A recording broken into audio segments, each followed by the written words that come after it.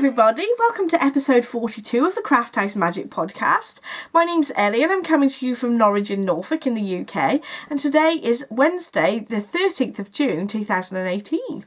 So I'm podcasting one day early today because I'm going to the Midlands monthly meetup in Nottingham tomorrow, where we meet up and have a chat with lots of lovely knitters that are in the Midlands. And I know I don't live in the Midlands, but it's the nearest place that I've got to a proper knitting group. So I'm going over to there. So if you're near Nottingham tomorrow, come and say hello. So today we've got lots of knitting and a bit of sewing, a blast from the past and gadget as normal, a little bit of confessions, and some details of what's going in my shop update on Friday the 15th of June at 10 AM British summertime. So we've got some sort of craft alongs going on in the Ravelry group. We've got the Christmas craft along, which is going from the beginning of January to the end of November, and it's all things that we're making to do with Christmas or gift making. So we're just actually spurring each other on to get everything sorted by the end of November so that we don't have to worry about it in December. It's all done. So we've got lots of finished objects in there already, so it's great for inspiration. So come and have a chat. You don't have to actually put finished objects in there, just chatting about what you've been making. It's really lovely, and you can win prizes. I draw every month, so the end of May I drew a couple of prizes which were pattern prizes that were lovely cowl and a shawl donated by lovely Jen Sheelan and Naomi Buchanan. At the end of June, I've got some prizes that I've made. So a couple of weeks ago, or maybe a little bit more than that, I made a little tutorial on how to make this little snowman to go on the Christmas tree. And I thought I'd give away a set of a snowman, a gingerbread man, and a little reindeer, so that'll be one of the prizes. A little while ago I also made a tutorial on how to make this folded patchwork tree, so this will also be a prize for the end of June. So don't forget to come chat in the Christmas craft along group. It'd be lovely to have you, and you could be in with a chance of winning one of those prizes. So you don't actually have to finish anything to win a prize, it's just being involved in chatting in the group. So we've also got something lovely and exciting to show you. Kelly, Leigh and I from Leigh Family Yarn have decided to do another collaboration, and we've been doing our button jar kit. So I've designed this free motion button jar bag, and Kelly's dyed this beautiful yarn, and she's also dyed up a mini that'll come with a set. I've already caked mine up ready to knit, so yours will be in skeins, but they'll come as a little kit, so you can knit either a pair of socks or a small shawl or anything else. And the bag comes with free motion on the back with Craft House Magic, and the lining has a lovely mauve fabric, which is lovely cotton material, and there's some big, I don't know if you can see, there's some big pockets inside, which means that you can put pin badges on the back of the bag without them interfering with your knitting. And I'll show you the prototype that I showed you on the last podcast as well, where I've popped all my badges on there, and these enamel badges go really nicely behind that panel that's the pocket inside, and then I've also popped some little button badges on the front there because they don't interfere with your knitting, so that's lovely. So it's a nice size bag for a couple of skeins of yarn that are easily fit. There's 2 skeins in there, and there's room for actually a little bit more, just so you can pop a few notions in there. If you've noticed, my prototype hasn't got the lovely pink lining. I decided that it needed some nice pink lining, just so that when you fold your bag down, when you're knitting with it, then you've got this lovely lining showing. So that you can see that they're drawstring bags, which are really great so that they don't snag on your knitting. And those kits will be available on Friday the 15th of June at 10 o'clock on my update this week, and they'll also be available in Kelly's Etsy shop, and I know that Kelly is actually nearly going to be opening her own website rather than Etsy, but the kits will be in her Etsy shop this week. I think it's going to be her last update on Etsy, so that's really lovely that she's expanding onto her own website. So there we go. So we're also having a sort of craft along, which it will be seeing what you guys have been making with this lovely yarn from Kelly. So I think I'm going to knit socks with this, but I don't know. We'll see. So come along in the Ravelry group and chat about what you think you might knit with your kit. The Ravelry group will be open the day that the shop update goes live on Friday, so you can come and chat about what you fancy knitting. There will be some prizes. So Kelly said she'll donate 1 month subscription to her afternoon tea club, and I have a couple of skeins of yarn which I've had from previous afternoon tea clubs.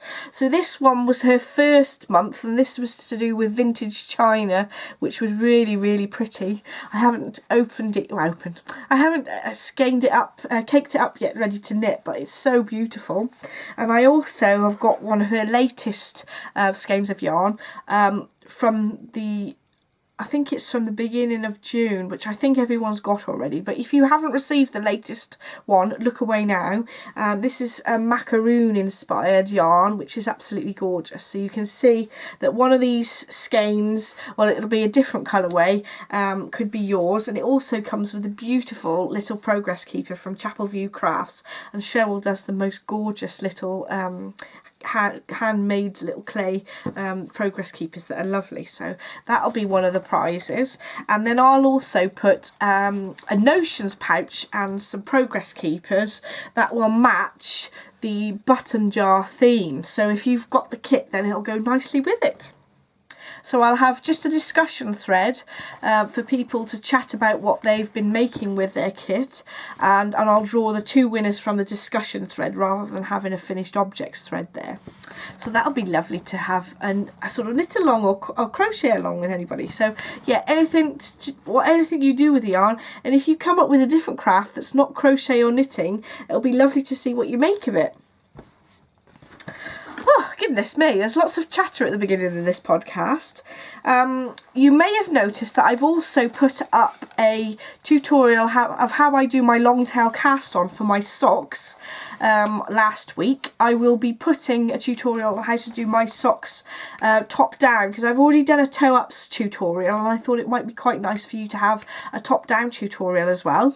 I'll be starting the first part of that next week, so I thought it might be nice to have a Ravelry group for that as well if you wanted to come and chat about doing your socks top down. So I'll open that as soon as I do the tutorial next week. So keep an eye out for the new tutorials that I'm popping up on the YouTube channel. And don't forget to subscribe if you want to see what new tutorials I'm popping up, as well as the podcasts. Goodness me, right, we're getting on to the knitting bit now. So I have a few finished objects to show you. First of all, I'll have to call Barbara in to show you what she's wearing. Come on, Barbara.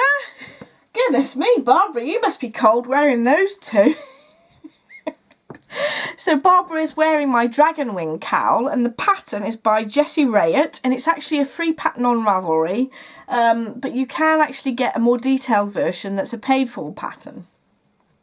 So I've used some really nice single ply yarn that's from Juniper Moon Farm, and it's Moonshine and it's a wool alpaca silk mix for this part of the shawl. But then I've used some cashmerino from Debbie Bliss just to finish it off there, because I ran out of my skein. So I used 100 grams of this yarn, and then I just finished it off using the cashmere yarn from Debbie Bliss. I'd basically got one more row of the normal pattern to go when I finished the first yarn, and then I picked up this different colour blue. But there are some additional instructions to do these sort of more pointed edges, which I thought would be rather nice, so I did those as well. So you probably could get away with just one skein of yarn if there was a bit more yardage to it.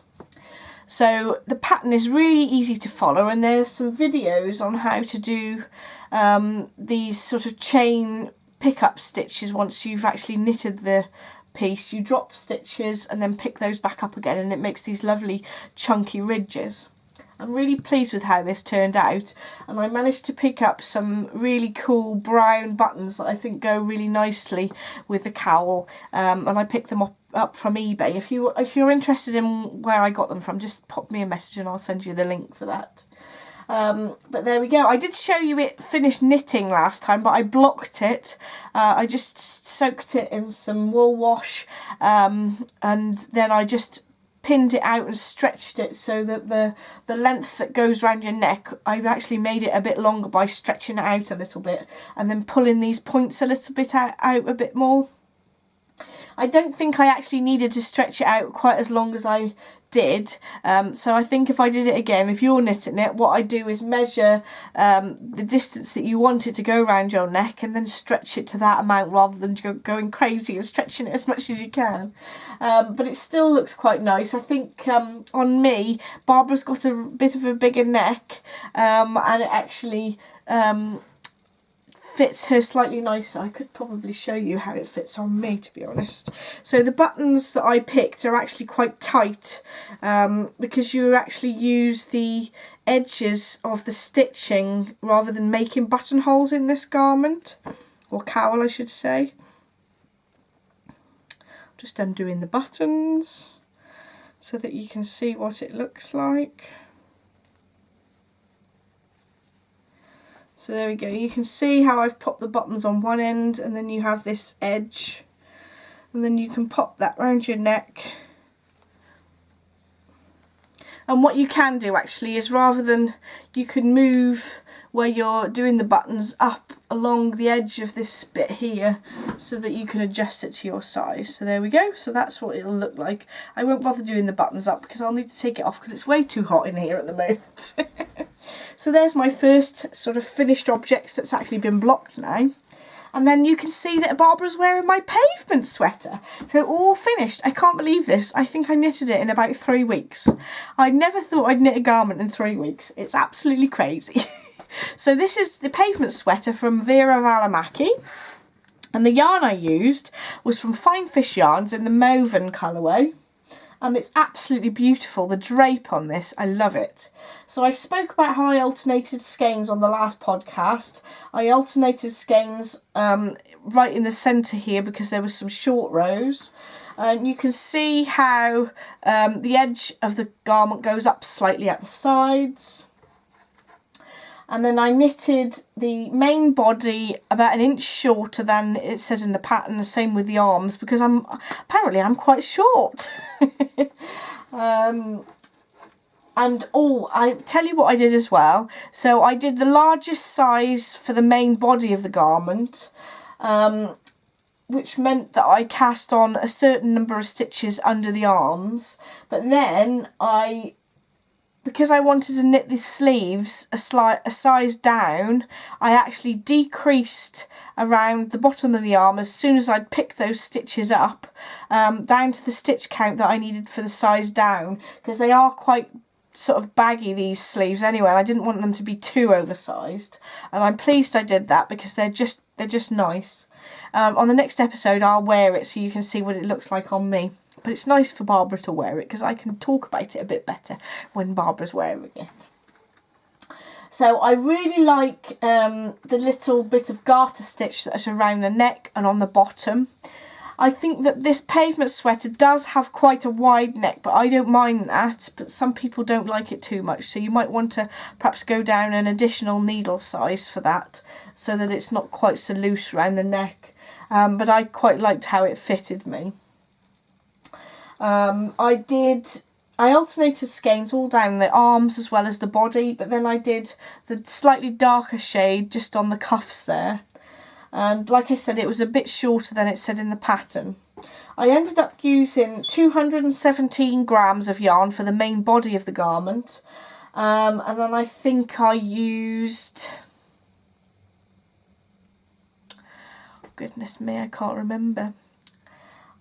It's on my Ravelry page anyway, the more details exactly how much I used for the arms, but I know that I had the weight of yarn that was equivalent to just over a whole skein, so I actually knitted this in 3 skeins of yarn. But because I was alternating them just with 2 skeins, it made it easier to have 4. And I can always knit some socks or something with the other skein, or I could knit a cowl or something to match it. But yeah, so I could have done it in 3 skeins if I didn't alternate them how I did. Someone actually suggested that there's a helical way of alternating skeins, which might be interesting. So if you did, you could probably knit this in 3 skeins, especially if you're a smaller size than me. As long as you're not too tall, because you might need to have an additional length to it. But because they're 3/4 length sleeves, it just makes it a lot more economical on yarn. But I will definitely knit one of these again. I really enjoyed it. And I think that this garment is a really good starter piece, because it really does, it's so easy to knit, easy to follow the instructions. And I just really enjoyed every sort of stage of it. I really enjoyed the texture of how this yarn came up on the 4.5mm needles, so I definitely knit one again in this gauge. So there we are. Thank you very much, Barbara. I think we'll be seeing you again in a little minute. Thanks, Barbara. So I've got one more finished object. I hadn't picked these up for ages, and I found them in a bag, and I thought, why haven't I knitted on these? So I finished my Buttercup Socks, and this was the pattern that went along with the kit that me and Kelly brought out at Easter time. And it had some little footprints going up the side, were Buttercup's footprints. So this was done in Where the Wild Roses Grow in my own colourway, and I was knitting along with you guys. So those are finished, so I'm pleased with that. So then I've been trying to finish some of my other socks. So I picked up some purple socks that I'd knitted in the Afterthought Everything pattern, and the Afterthought Everything pattern that I followed was by Erica Kempf Broughton, and this was one big tube before, but then I've split it and put my toes on there, but I haven't fitted my heels in yet, but that's what I'm going to do next so that I can get those off the needles. Then I've got an excuse to cast on my yarn from Lay Family Yarn from the button kit. And I also want to cast on this Slytherin yarn that I dyed up to make Adam some socks, so that I won't have too many socks on the needles then. I've also been knitting on my water lily a bit, but I've basically undone part of the front of the garment that I'd been knitting because I'd made a mistake, and I put it down in a big huff and then not picked it up since, so I've fixed that now, and hopefully I'll actually be working on that. I'm not allowed to start a new garment until I finish my water lily off because I've been knitting it for ages. So that's all my works in progress, and I wanted to show you what I've been sewing. So Barbara's going to have to come back, isn't she? Come on then, Barbara. Back again, Barbara. So this t-shirt is actually a copy of what I'm wearing now. So the one I'm wearing is a little t-shirt just with short sleeves, just from Next, that I really like the fit of and how it sort of shapes around my waist and my hips. So I wanted to make a copy of this. So what I did is I stuck some A4 sheets of paper together, and then I laid my t-shirt down, folded in half, and drew around the pattern, or not the pattern, the t-shirt, so that I can work out exactly how big the piece was. And then I added a 1.5 centimetre seam allowance on there, obviously not on the centre edge because that's where it's going to be made on the fold. And this is the pattern piece for the front, and I also did the same with the back. I basically traced off the front pattern because it looked quite similar, but then I've done the neckline higher up for the back panel. And I just did it on like a half piece just because it saves on having loads of pieces of paper hanging around. And then I did the same for the sleeves. The sleeves are a bit more tricky because there is a bit of ruching on the shoulder, but I tried to take into account for that. And again, I did the piece so that it was on the fold, drew around what the shape of the piece is I thought, and then added the seam allowance on there as well. For the neckline, I measured around the neck, and then I actually took 10% of that measurement off the length, and then I've just made it so it was about 1.5 inches wide, and I've made a pattern piece for that, basically 10% less than the actual distance around the neck, so that it cinches the fabric in slightly. So that's how I sort of made up the pattern. because it's so nice to have something that actually really fits you and you know it fits before you've even made it. But I did make it in some cheaper material because I wasn't sure whether it was actually going to turn out okay once I'd sewed it. So if you can see, I haven't actually finished off the bottom hem or the sleeves just yet, but I've constructed the rest of the t-shirt together. So this fabric is a really soft jersey fabric that I picked up from Empress Mills, I think. I just picked up a metre of it, and a metre is plenty to do a short sleeve t-shirt, which is brilliant. It gives you an excuse to buy 1 metre pieces of all the lovely favourite fabrics you have. So you can see that I have attached the neckband, and I used my overlocker to do this and to do the side seams as well. And you can see I did actually do it in black, which is a bit naughty because it is navy, but I thought it's close enough. It's going to be inside anyway. And you can see my overlocking is hanging there. I'm going to hem this just a little bit. I'm not going to be too short, but you can see that I've ruched the shoulders as well. So I actually made a bit of a guess. I marked 5 inches across the centre of the shoulder piece, and I ruched that up and then fitted it into the parts when I hadn't joined the side seams together. So I fitted it into the shoulder and then I joined the side seams of the sleeve and the body in one go, just because I think that's quite easy. And I think the ruching's worked out okay. I'm really pleased with this. So it might be it is quite easy to make your own patterns from t-shirts that you already have because you know that they fit. And I'm hoping to make a few more because I'm really short on short sleeve t-shirts. Although I would also like to make the raglan t-shirt that's in the Tilly and the Buttons book. So thank you, Barbara. Bye. So that's going to be her final appearance in this episode.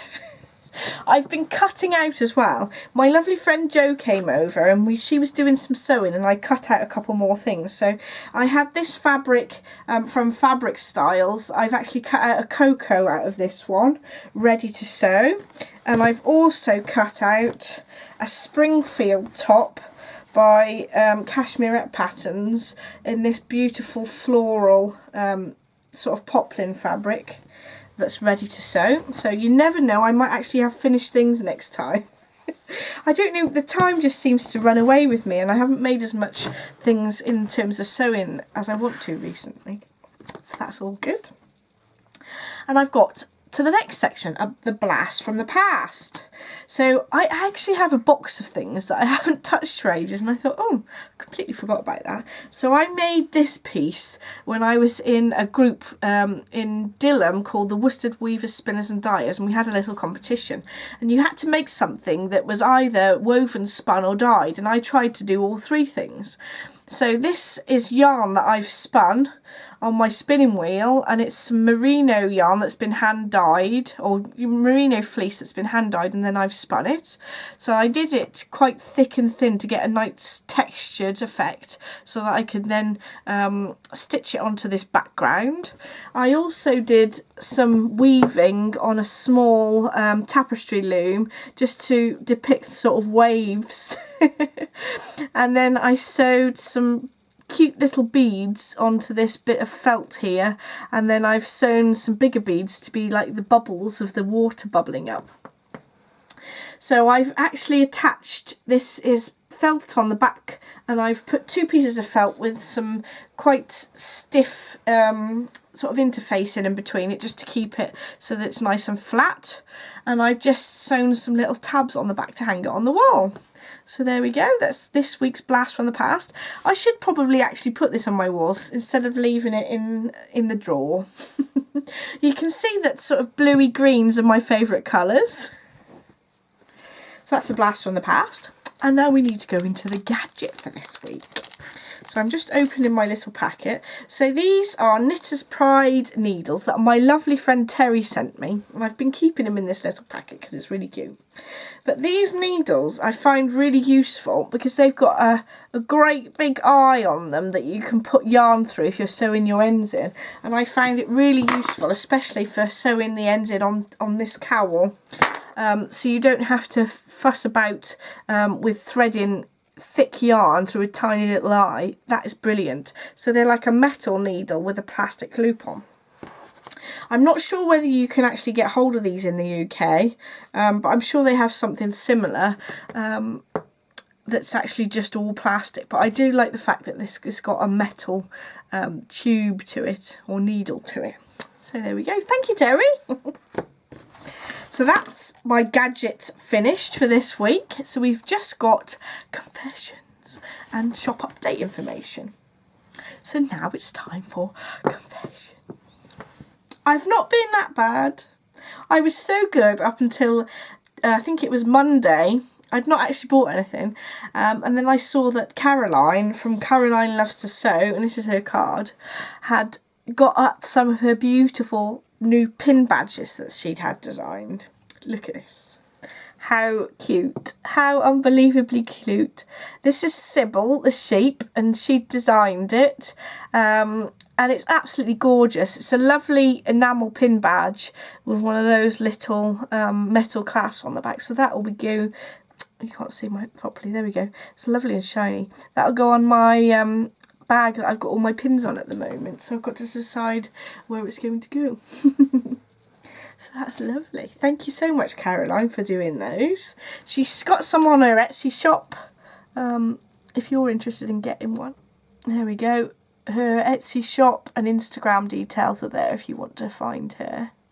I'll probably be popping a picture of this on Instagram anyway, so I'll pop a link to her Etsy shop there, or at least her Instagram. So there we go. I've been relatively good this week then. And I'm just going to talk about the things that are going in my shop update. So as I mentioned before, we'll be popping some of the kits of the button jar and the lovely yarn that Kelly's dyed in the shop on Friday as well as some of the yarns that I've been dyeing. So the ones that are actually dry, I'm going to show you. So I've done some Where the Wild Roses Grow with a little mini, and this time I thought it might be nice to have a darker mini with it, so you can actually choose to have the skein of yarn on its own, or the yarn and the mini together. So there we go. That's Where the Wild Roses Grow that I knitted my socks in that I showed you earlier. I've got some Purple Rain in the shop. Now that's not coming up quite as nicely as it is in real life, but it's different tones of purples and a bit of pink in there. And then I've got a new colourway. So this is called Electric Dreams. And again, my camera doesn't pick up purple, so I will pop some pictures on the screen so you can actually see the colourways properly. So this has got some sort of electric blues and purples and pinks in there, with some flashes of lighter colour and then some areas of darker. And I really love this. I might have to knit a shawl in this, I think. I just keep wanting to keep all my own yarn. Oh dear. So these will be in the shop on Friday at 10 AM British summertime if you're interested. I will have a few more skeins in there, but they're just not dry yet, and I hope to do some more dyeing this afternoon. So thank you for watching. If you want to see more, don't forget to subscribe and give me the thumbs up, and I hope you have a lovely crafty couple of weeks until the next time. Bye.